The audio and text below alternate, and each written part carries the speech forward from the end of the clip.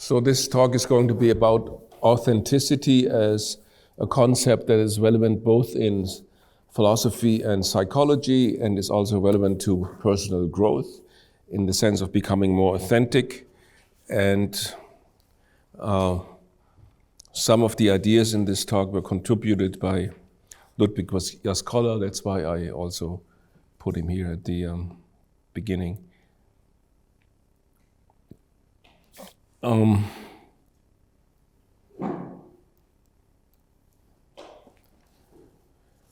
The philosophical concept of personal authenticity develops gradually from the very basis of modern philosophy, where Descartes laid the groundworks for the discovery that self-consciousness is one of the cornerstones of philosophical inquiry. His successors further developed and detailed the philosophical consequences of the Cartesian discovery. Locke's famous dictum that consciousness makes the same person is an example for this. This development is intricately interrelated with various social changes leading to new liberties. Humans came to be seen more as individuals. Class systems were gradually abolished. Social norms were no longer considered as binding as they used to be.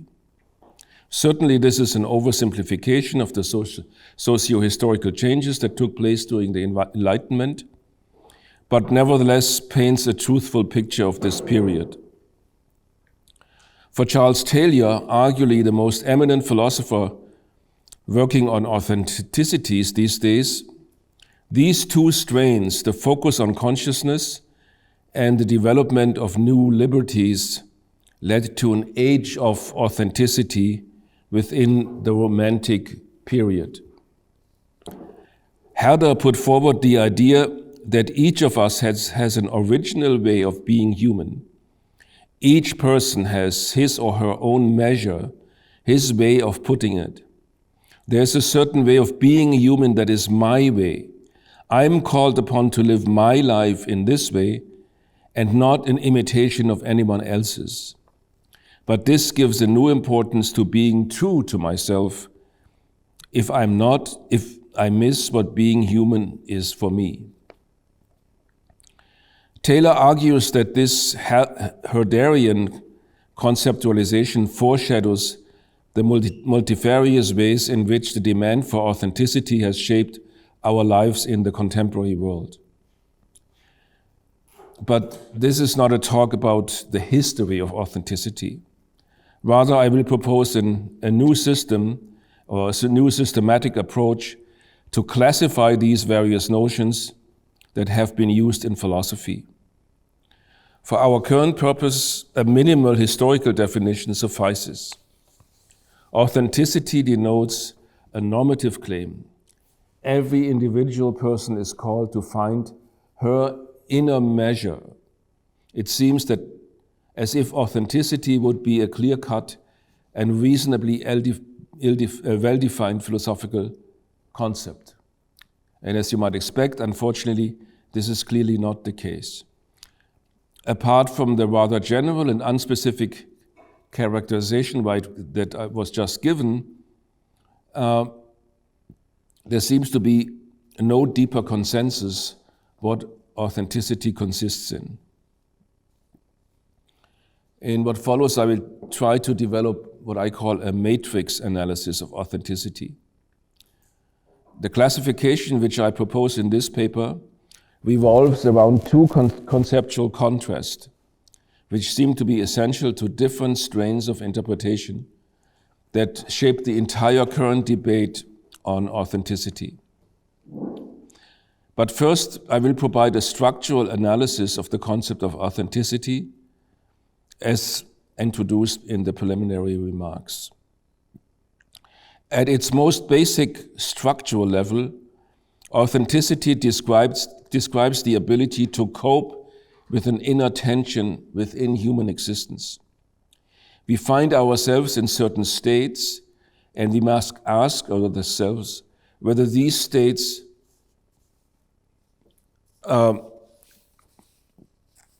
truly construe our identity.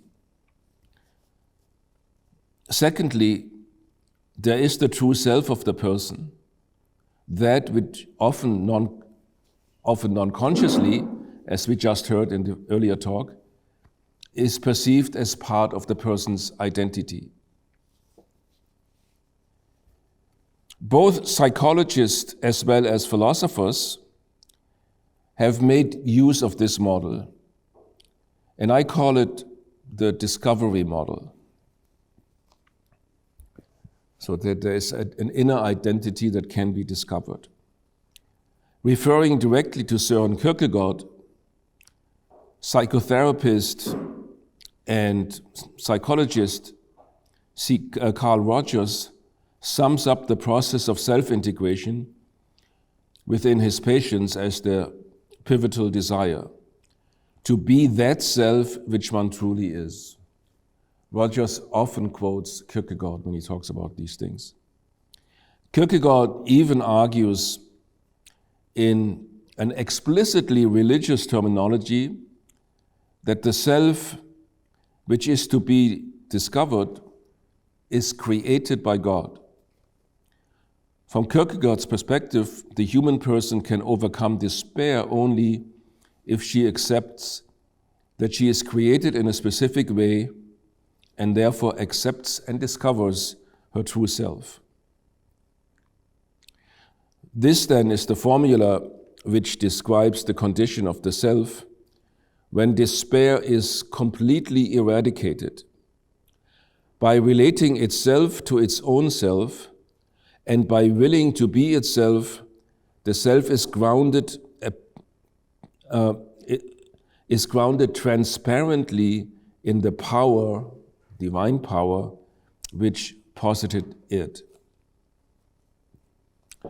Katrin Vogt has pointed out that the question as to how this Kierkegaardian thought relates to, that this Kierkegaardian thought relates to Augustine's Confessions. And I think there is a difference between Augustine's thought and the modern conceptualization, which has to do with the focus of the respective works, Augustine and Kierkegaard's. In Augustine, the entire process of self-discovery is embedded in the Platonic or Neoplatonic metaphysics of participation. The discovery of one's true self is the realization of one's participation in the divine. Thou wast more inward to me than the most inward part of me. God is the most interior part of me. For see, thou wast within and I was without, and I sought thee out there. The person is homo ad imaginem Dei, and this has been characterized by A. Outler in the following way. Since he, Augustine, was sure that it was God's grace that had been his prime mover in that way, it was a spontaneous expression of his heart that cast his self-recollection into the form of a sustained prayer to God. One can easily identify further cases of the discovery model in recent philosophical research. For example, take Harry Frankfurt's volitional model of autonomy. Frankfurt argues that autonomous action originates from a volition, a second-order stance towards our material first-order desires, such that the second-order stance is conduct guiding. In order to counter regress arguments of ever higher levels of volition, he posits that volitions are grounded in such a way that they express those reasons for action which the person in question truly cares about, those reasons which the person pursues wholeheartedly. That which a person truly cares about seems to be something which the person needs to discover in the sense of the discovery model. And here's the quote: "Wholeheartedness, as I'm using the term, does not consist in a feeling of enthusiasm or certainty concerning commitment. We do not know our hearts well enough to be confident whether our intention, that nothing should interfere with the decision we make, is one we ourselves will want carried out." So it's very similar to what Marcus said, that we have no conscious, not necessarily a conscious access, and so we cannot confident to know this true self. In sum, whenever a person's true or authentic self is not transparent to the person in question, whenever the person's true goals are not set actively by the person in question, then the proposed concept of authenticity is indeed a version of the discovery model of authenticity. So this is the first model, the discovery model. The other model you find in the literature is what we could call the creation model. The second model, the creation model, you can find, for example, in Jean-Paul Sartre and Jean-Paul Sartre's critique of Freud. Clearly, Freud's notion of the unconscious fits the above definition of the discovery model. Psychoanalysis is exactly the process of making conscious the true nature of one's desires and rationalizations, which before was unconscious. Philosophically speaking, there is a given essence of our true nature over which I have limited control. For Sartre, existence precedes essence. That means my decisions make my essence. Sartre argued that the person who is fundamentally dependent upon her unconscious can never be fully authentic, as authenticity is directly connected to the self-reflective character of human consciousness, which in turn is inconsistent with the notion of the unconscious. And here's a quote: "Authenticity, it is almost needless to say, consists in having a true and lucid," that means conscious, true and lucid consciousness of the situation, in assuming the responsibilities and risks that it involves, in accepting it in pride or humiliation, sometimes in horror and hate. According to this notion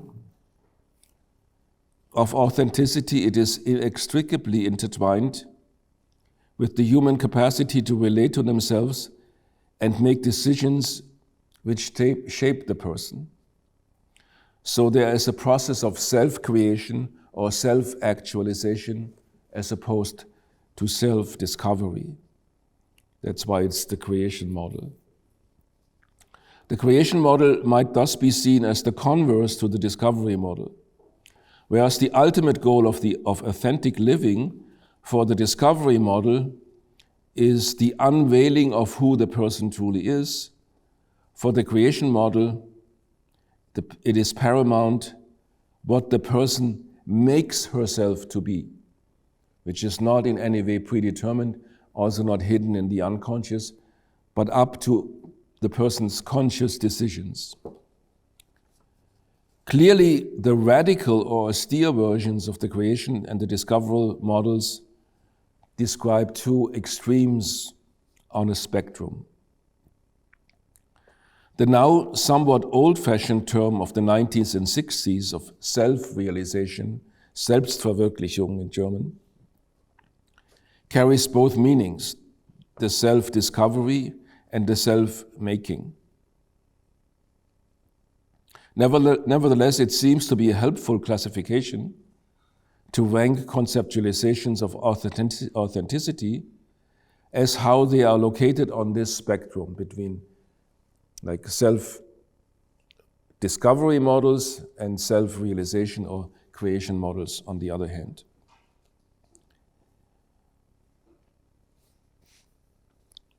The second conceptual contrast I want to use is that between individual and social concepts of authenticity.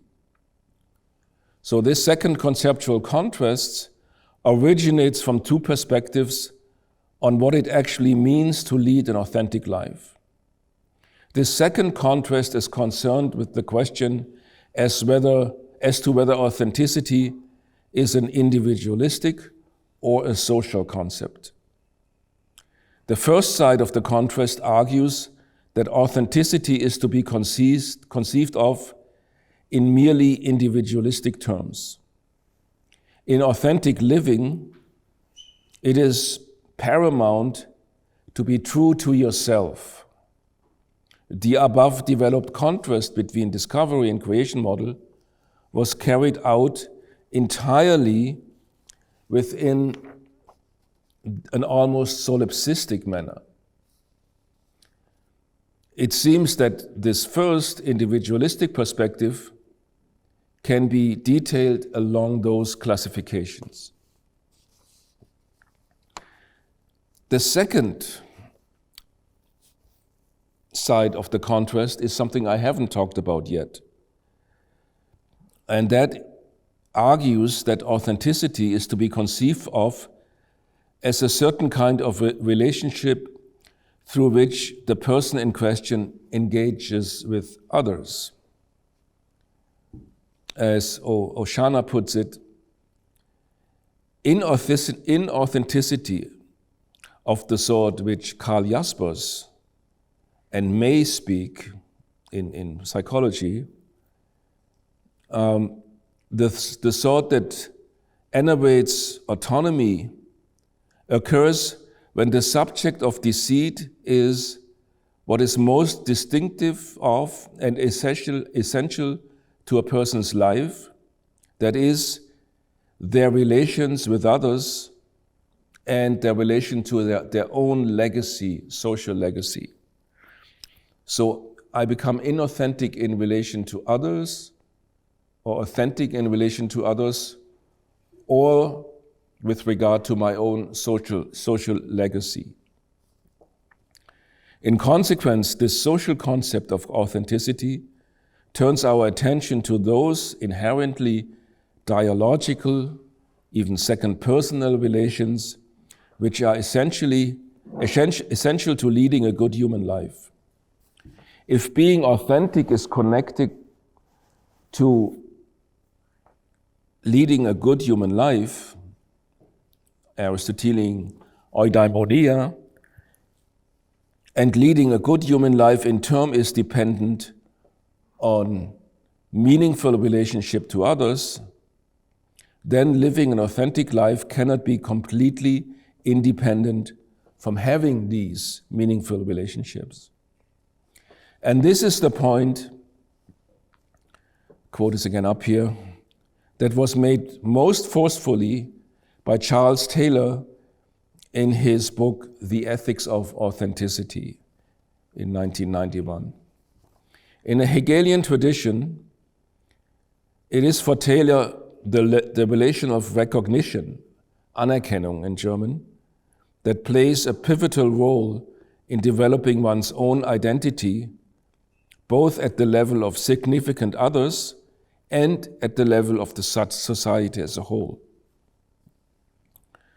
The importance of recognition is now universally acknowledged in one form or another. On an intimate plane, we are all aware how identity can be formed or malformed in our contact with significant others.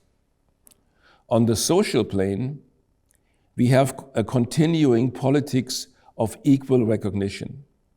Both have been shaped by the grounding ideal of authenticity, and recognition plays an essential role in the culture that has been arisen around it. So now we have the matrix account, which I promised. We conclude that all concept of authenticity can be classified along the lines of the two aforementioned contrasts. The contrast between discovery and creation, or the discovery and the creation model, and the contrast between the individualistic and the social model. Thus we reach the following matrix of 4 quadrants. Each specific notion of authenticity can be localized within these quadrants. The quadrant DI, for example, denotes notions of authenticity which favor the discovery model over the creation model, and the individualistic model over the social model, and so accordingly for the other quadrants. Up to this point, we have mostly been talking about the creation and the discovery models in their individualistic variants. This matrix, nevertheless, leaves room for social interpretations of the creation and the discovery model. For example, a version of the creation model might be construed which emphasizes that the creation of self-identity is primarily a social process. This is a thesis that is prominent in current social psychology. For example, in Marcus and Kitayama.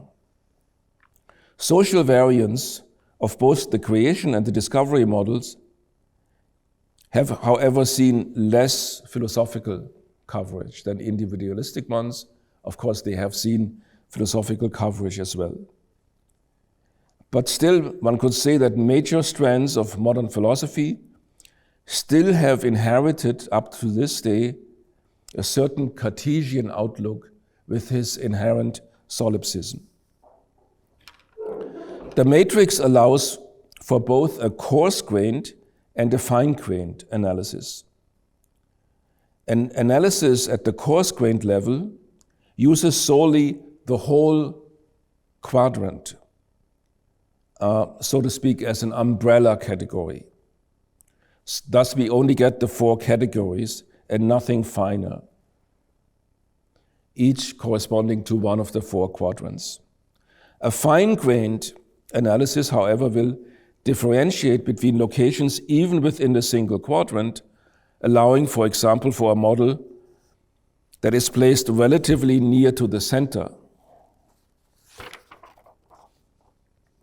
In order to develop this argument, I want to introduce the idea of personal projects. And that's where I'm embedded to Ludwig Jaskolla. He had the idea that we should connect this to the debate in action theory and meta-ethics on personal projects. That personal projects have a specific important role to play has first been described by Bernard Williams, but more recently has been championed in a very extended way by the German philosopher Monika Betzler. Let us first start out from a simple case. Consider the 19th century American poet Emily Dickinson. She was a very productive author, but merely some dozen of her roughly 1,800 poems were published during her lifetime. We think that it is not an overestimation to state that Emily Dickinson's life was shaped by her project of writing poetry. The way she conducted her life and the way she entertained relations to others were deeply influenced by this long-term personal life project or life goal. In an article for The Atlantic in 1913, Hale Shackford sums up this ideal as life as a poet. He writes, "Poetry to her was the expression of vital meanings, the transfer of passionate feeling and deep conviction. Her entire work is essentially lyric. This project of being a poet and writing poetry informed the way Dickinson led great parts of her life. It made her value certain things. It impacted her social life. One might think that leading the life of a poet is not truly what a personal project is about. But we think it's a perfectly perfectly fine case in point. Emily Dickinson had to make a conscious decision to pursue a life of poetry. She had to stay true to that decision, even in the extremely adverse circumstances of the surrounding society and her historical epoch. Batzler argues that personal projects create project-dependent reasons, which she defines in the following way. Pursuing a project in that way generates project-dependent reasons for the person in question. These project-dependent reasons have the following features. They are agent-relative, diachronic, modally stringent, and non-instrumental. So they are diachronic in the sense that they imply that the agent in question regards her project as guiding her actions over a significant amount of time. Emily Dickinson, therefore, would have good reasons to get up early in the morning every day to work and write poetry and pursue her project of living the life of a poet. The second characteristic is modal stringency or robustness. So project-dependent reasons need to exemplify a certain modal stringency or robustness. Consider, for example, once again the case of Emily Dickinson. Suppose, for sake of argument, that Dickinson came to the conclusion while studying at Amherst Academy that being a poet should be her life project. Emily Dickinson's life project is modally robust in the sense that she did not falter in her pursuit of it, even in the face of strong opposition. For example, the fact that it was nearly impossible for women to publish in her historical epoch. The third characteristic is non-instrumentality. So, projects are non-instrumental in that the point of pursuing a project is not about giving it up for some further end, but about valuing it for its own sake.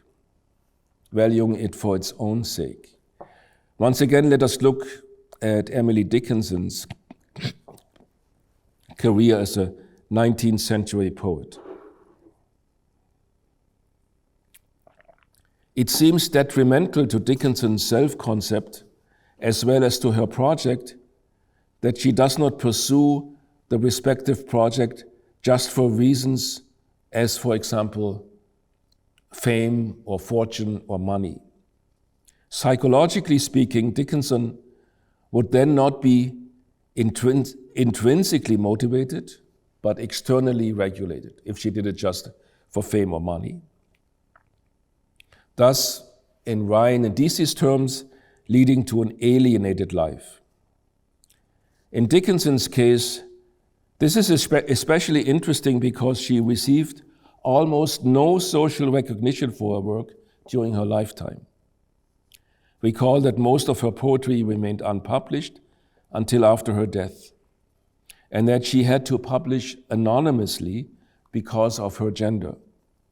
These circumstances clearly paint a picture of someone who intrinsically cares about what she does. Reasons originating from personal projects are therefore diachronically stable, modally stringent, and finally non-instrumental.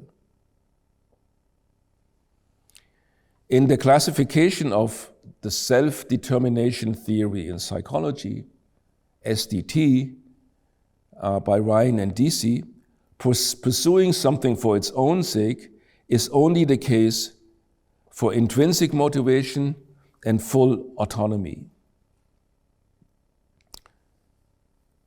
To elucidate our model, I wish now to zoom in on a specific aspect of authenticity, which I will again exemplify through the case of Emily Dickinson.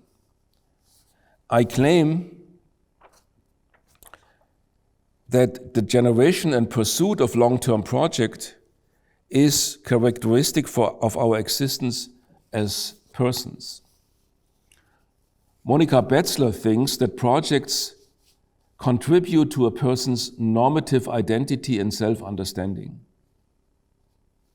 We are quite aware that there are some philosophers like Galen Strawson, for example, who would dispute this claim vigorously.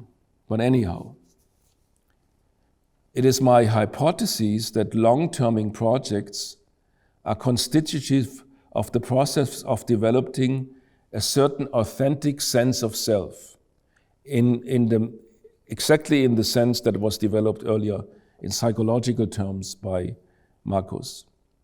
Clearly, if Emily Dickinson is pursuing her long-term goal, she thereby generates reason in the way described above that are either related or not related to what Emily truly wants. The question then arises, are the reasons originating from Emily's projects, are these reasons her authentic reasons?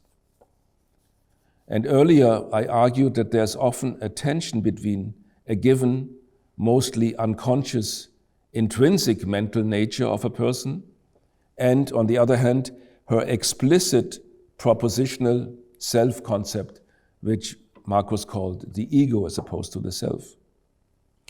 It is this very tension which resurfaces in the question whether Emily's project reasons are her authentic reasons.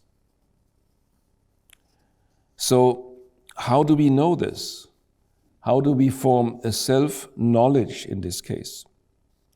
The form of self-knowledge that is needed for authenticity is not that of an inner spectator who observes her own mental events like we observe the physical events in the outside world. It is rather a form of agential knowledge. Coming to know what my reasons are requires an act, an activity of appropriation and identification with these reasons. Thus we reject the austere discovery model of authenticity, because I'm passive if I'm just discovering. My true reasons cannot simply be discovered. They have to be actively appropriated into the self, integrated, we would say in psychological terms. On the philosophical side, this agential theory of self-knowledge has to a certain extent been developed by Morin's Authority and Estrangement in 2001. Self-knowledge of my reasons is always in part an act of avowal, appropriation, and identification. Only if we are the author of our reasons, we can own them without a sense of estrangement. Authenticity requires the absence of alienation. So, central point in Morin's book. This somewhat Kantian idea of autonomous authorship of one's own thought is eminently modern. Thus, I doubt that an adequate theory of authenticity can be generated within a predominantly pre-modern context. It has at least to incorporate this modern insight. So the proponent of the discoveral model could interject at this point that the reasons with which we identify might possibly not be congruent with our true self. So it sounds almost too Sartrean now. Imagine a person who identifies with the goal of going to law school only to discover at the end of her studies that her real life project is to become an artist. The previous goal of going to law school was inauthentic, and insofar as it was, let's say, an introjected parental wish. This is an interesting case, and we try to resolve this puzzle by referring to the 6-stage model of motivation in self-determination theory. That's familiar to all the psychologists here. So we have 6 stages from, on the left-hand side, to have no motivation. It's an impersonal state. And then the first state of motivation is to be externally regulated. You do what you do because you want to comply, because you receive external rewards and punishment. The next state is an introjected regulation, which is still somewhat external. You do something still because that is what I have to do, but we do it with some notion of self-control and ego involvement. We have internal rewards and punishments if you comply to the social norms. The next stage is the identified regulation, which is now somewhat internal. It's no longer external, but somewhat internal, still an extrinsic motivation. You do something because it has personal importance for you. You consciously value what you do. The integrated regulation, finally, is if what you do is congruent with your deepest desires, there is a synthesis with the self. Interestingly, Ryan and DC still call that an extrinsic motivation.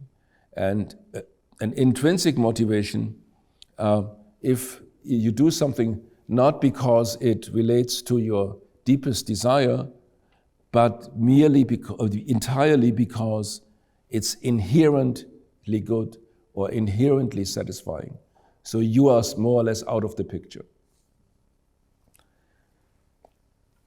The problem of the alienated law school student is located at either stage 3 or 4.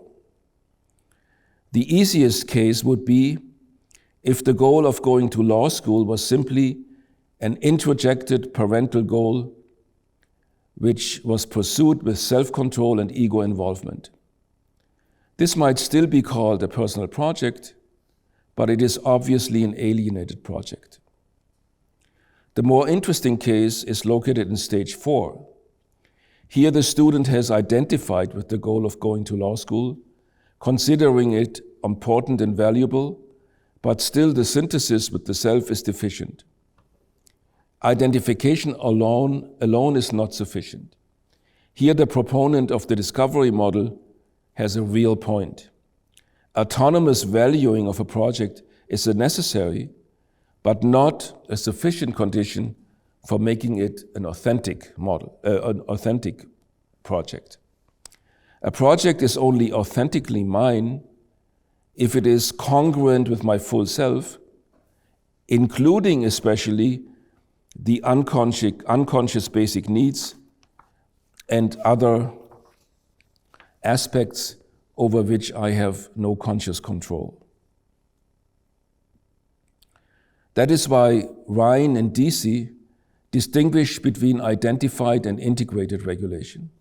Interestingly, they argue that intrinsic regulation is yet another stage of motivation where the agent acts out of pure interest for the project and its inherent satisfaction, as I just said. Thus, the ultimate regulatory process of motivation is not self-congruence, but the interest in and enjoyment of the activity itself. So we could argue then that personal projects in the sense of Betzler come in different degrees of autonomy. Only at the 5th level, the pursuit of projects that are integrated with the whole self, can we speak of authenticity. and possibly also at the 6th level, of course. This is why the sample case of Emily Dickinson is so interesting for my argument. Her lack of external success and her ability to overcome adverse conditions are good indications that Dickinson pursued her project of being a poet in synthesis with her full sense of self at the 5th level, and the activity of writing poetry for its own sake, the 6th level. Inherent satisfaction and enjoyment of her project were most likely at the heart of its pursuit. Let us return to the case of the law student and compare it with the case of Emily Dickinson. Based on what has been said, we introduce categorical distinction with respect to the notion of a personal project. We distinguish between alienated personal projects from somewhat autonomous personal projects, so level 3 to level 4. If the law student pursues her project only because of parental expectation, she would be alienated from her project. This only would qualify as a personal project in a derived sense, because her pursuit would lack authorship in the sense we have developed it here. If she consciously identifies with her project, the law student is at least partially authentic. Further, I can distinguish now between somewhat autonomous personal projects, level 4, from autonomous personal projects. The law student might value her project consciously, but it could still not be congruent with her full sense of self, or the self in the sense developed by Marcus' talk. Her unconscious implicit motives might differ from her explicitly identified goal. Somewhat autonomous personal projects of this kind are certainly personal projects in the sense of Monica Betzler. For autonomous personal projects, full integration or intrinsic regulation is needed. Emily Dickinson's pursuit of writing poetry exemplifies an autonomous personal project. What the law student is doing is at best pursuing a somewhat autonomous personal project. This means that in all somewhat autonomous and fully autonomous personal projects, the project-generated reasons are at least partially authentic. So now we have a better notion of authenticity. In the case of alienated project, the project-generated reasons are not authentic reasons. Only in the case of autonomous personal projects, the reasons generated are fully authentic. Here the connection between authenticity and personal reasons, personal projects becomes obvious. Now, what does this mean in the context, and that's the last paragraph, the last 2 pages, what does this mean with regard to our matrix analysis of authenticity? As I have argued above, I think that the strong emphasis on active authorship, conscious identification, and autonomous valuing should count as an argument against an austere discovery model of authenticity. The austere discovery model is wrong, but the austere creation model is also wrong. Identification alone, as we have seen in the Ryan-DC model, so that would be stage 4, is not sufficient. We need real integration, and this cannot be done by conscious identification alone.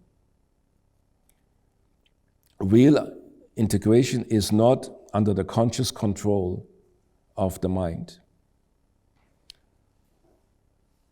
Only stages 5 and 6 allow for complete intrinsicness of value and enjoyment because they guarantee non-instrumentality, especially 6.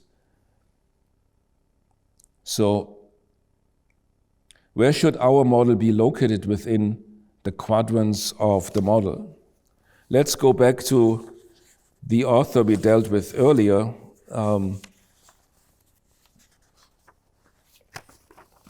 Charles Taylor, and look, where would we locate Taylor in our model?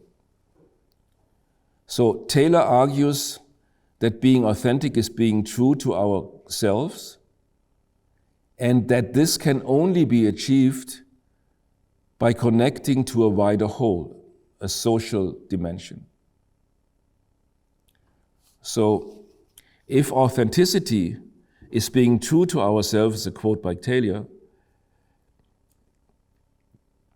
is recovering our own sentimental existence, then perhaps we can only achieve it integrally if we recognize that this sentiment connects us to a wider whole. It was perhaps not an accident that in the Romantic period, the self-feeling and the feeling of belonging to nature were linked.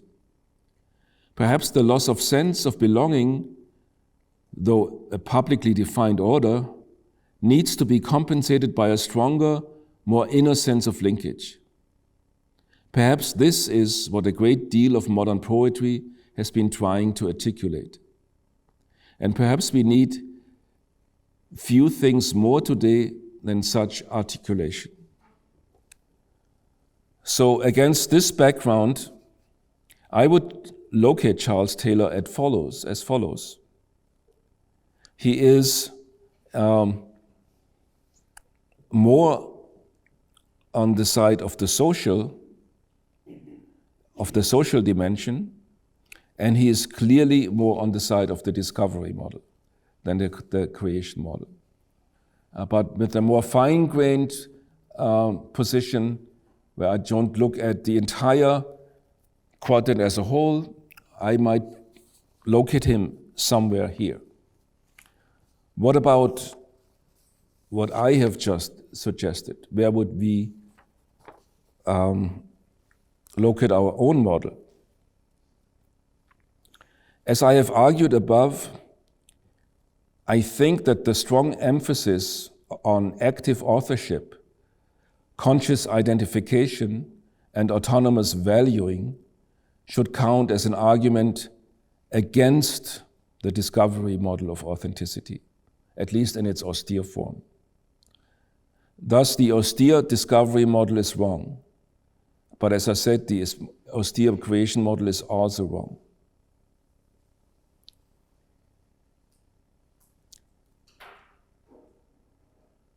So where is our model located?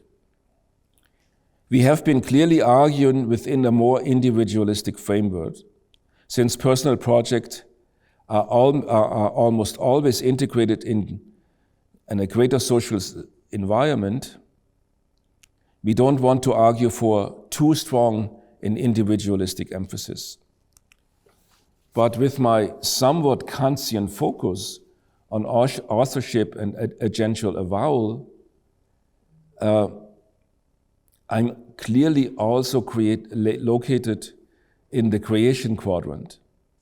But again, I have acknowledged that the discovery and integration of unconscious parts of the psyche is necessary for full integration. Thus, I'm located in the CI quadrant, but close to the intersection of the horizontal and the vertical axis. Within my model, then, the social and the discovery aspect of authenticity both have to be taken seriously.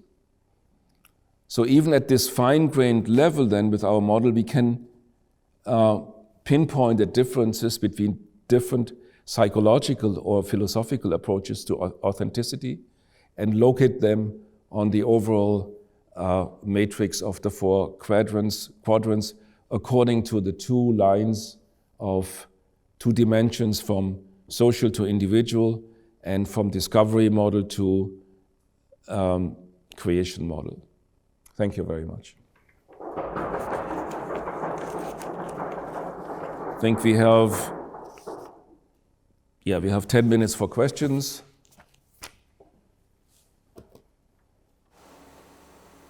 So, please, I wonder why you combine the discussion of authenticity with the notion of long-term projects.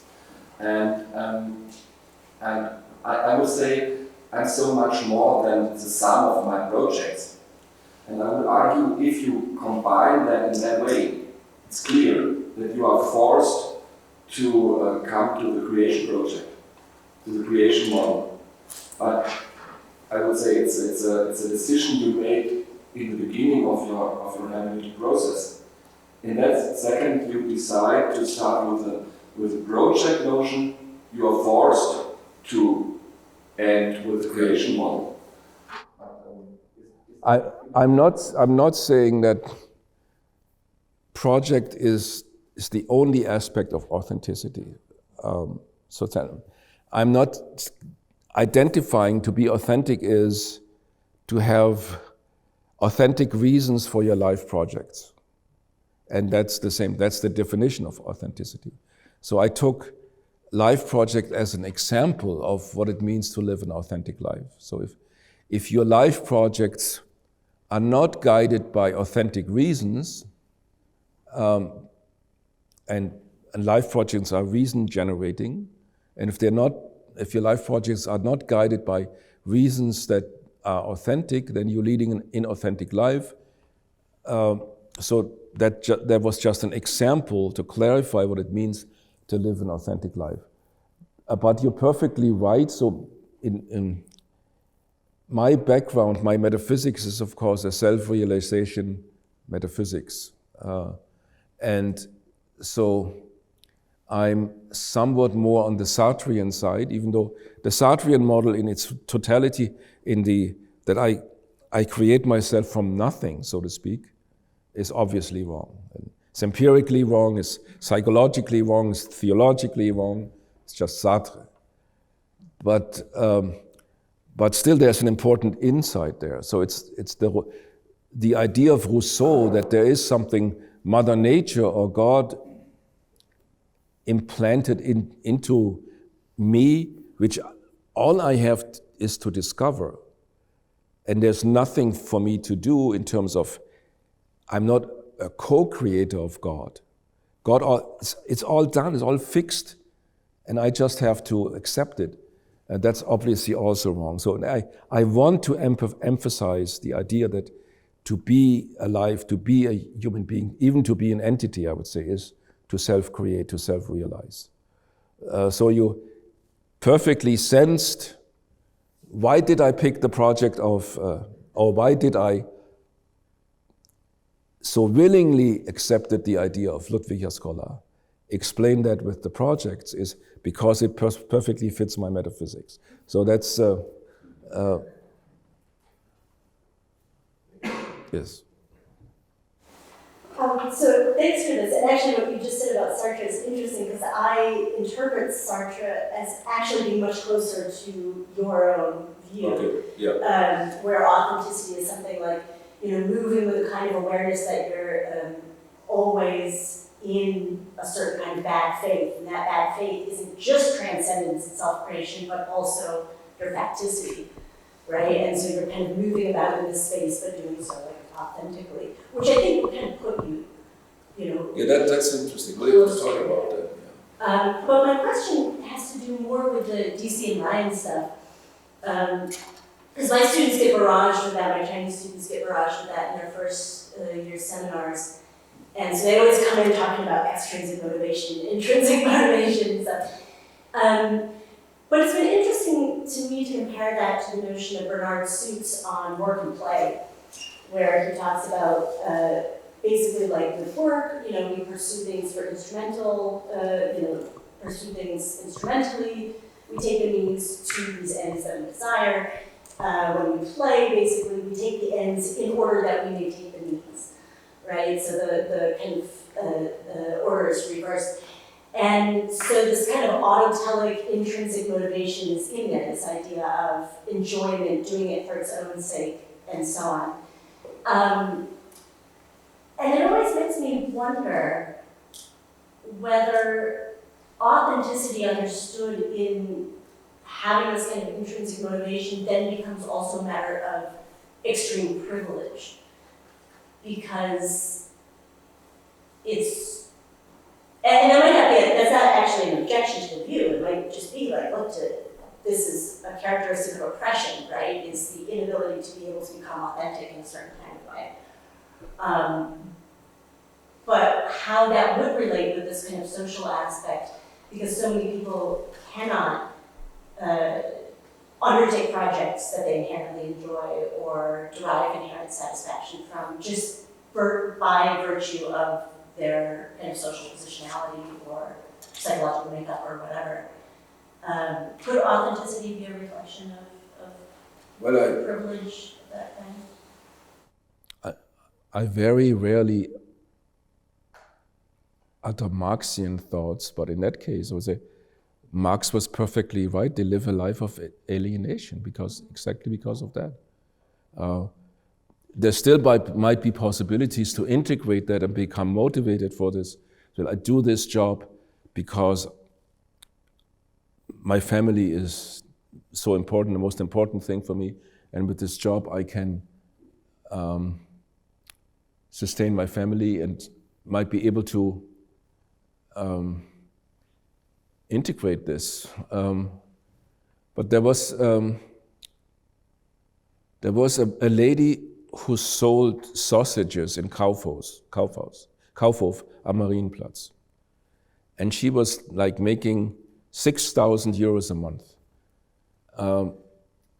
And all she did was selling sausages. But he had this immense affiliation motive. And she knew all the customers by name and their life stories. And this is a big department store that has more than 50,000 customers a day. And she was able to welcome every one of them, at least those who bought sausages, by name and ask about their children and so on. And the turnover was immense because everybody wanted to shop with her. In this huge department store to be addressed by name. But she was obviously not living in an alienated situation because to socialize in that respect was one of her deepest desires, or part of herself. So a very strong affiliation motive. So it doesn't necessarily have to be the case. It might connect up very interestingly with some of the work going on in philosophy of work, which is just starting to kind of burgeon out. And so I think this might have some nice connect-ups.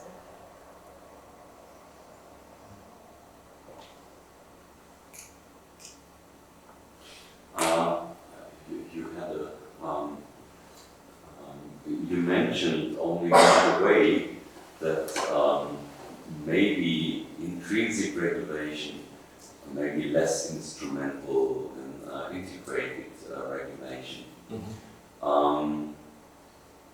I wonder, it's a very interesting question, but the way you or these environment define it, actually it doesn't feel like there's any instrument. Yeah, maybe that's not the right word. But what they say is, you don't do it because it fits your deepest sense of self. You do it because it's good in itself. And you lose sight of yourself, so to speak. And there's a difference between doing something because it fits me perfectly well in a non-alienated way, and because I do it because it's intrinsically good.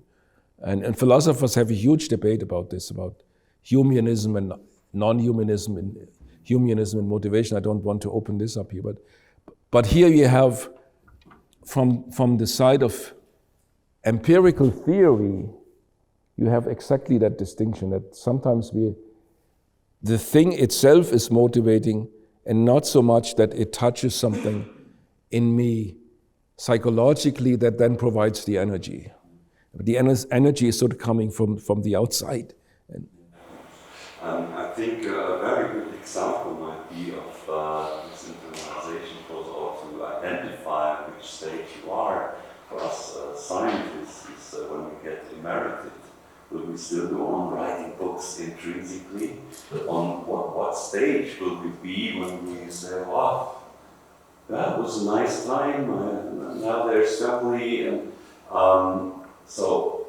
when we stopped doing it, was it just, it's already quite a lot, an identification, hopefully. For some it's only introjection. But so the distinction between identification, integration, or even distinction between integration and intrinsic might be seen when people stop doing it afterwards. When it's just a pleasure, like you say, play, work is a play, we just continue doing it because it's more than just a fit. And by elaborating on why people stop and by this discovery process. Yeah, I agree. So the thing I'm worried about myself is whether this model is still too individualistic, whether I have to work more on the social aspect and social psychology and in philosophy as well. And I think that's why I presented here, to develop from left to right in your life goals here. That's also a process of internal growth.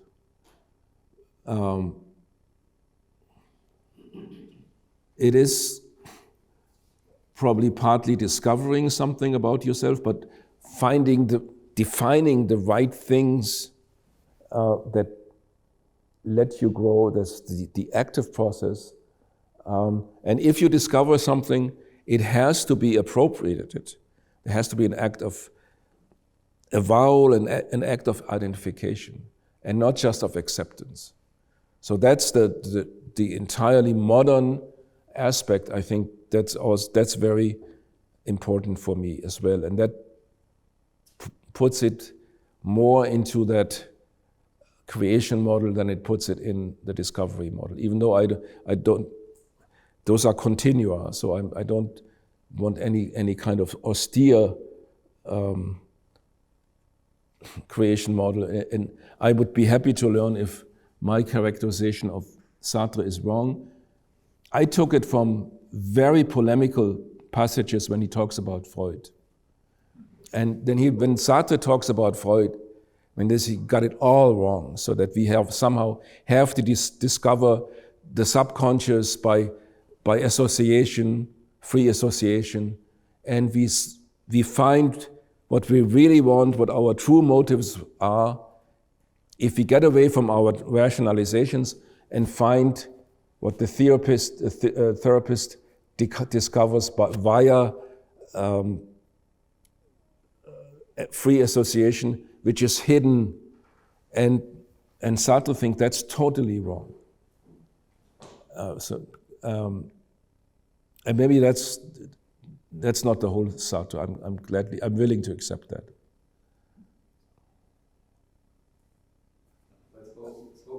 Yeah, those two have to be the final questions for time reasons. Only a comment. Spoken theological. Perhaps the difference between the discovery model and the creation model is the difference between Augustine on the left side and Pelagius on the other side. Yeah. So it's our freedom model. So in your self-actualizing metaphysics, I'm curious, because you're leaning more towards individualistic and creation, but what would you say is an element of discovery? So I might suggest, a few comments ago, you spoke of this element of value that's a part of self-actualization.